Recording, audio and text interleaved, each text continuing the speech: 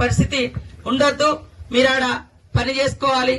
Cement మన ఇసుక కూడా ఫ్రీగానే అందుబాటులో ఏమన్నా అవకాశం ఉంటే చూడండి. డిఎఫ్ఓ గారితో మాట్లాడండి. కలెక్టర్ గారు ఇసుక కూడా ఫ్రీగానే ఇస్తాను కాబట్టి వాళ్ళు ట్రాక్టర్లు పెట్టుకుని తెచ్చుకుంటే ఒక ఇంటికి ఎంత ఇసుక పడుతుందో ఒక లిస్టు రాసి వాళ్ళకు ఒక చిట్టి మీద సర్టిఫికెట్ ఇచ్చేస్తే వాళ్ళు తెచ్చుకుంటారు. కాబట్టి మీరందరూ కూడా ఇల్లులు కట్టుకోవాలి, సంతోషంగా ఉండాలి, పిల్లలను చదివించుకోవాలి అనే ఉద్దేశంతో ఈ రోజు ప్రభుత్వం మరి పేదల కోసమే సంక్షేమ పథకాలు తీసుకురావడం జరుగుతా ఉంది. మరి ఇన్ని రోజులు మనం సన్న బియ్యం కొనుక్కోవాలంటే అందరికి పత్రాలు ఇవ్వడం జరుగుతుంది. ఇల్లు ఇవాళ రానటువంటి వాళ్ళు, రేపు రానటువంటి వాళ్ళు బాధపడకని చెప్పండి. అందరికి ఇచ్చే బాధ్యత మాది.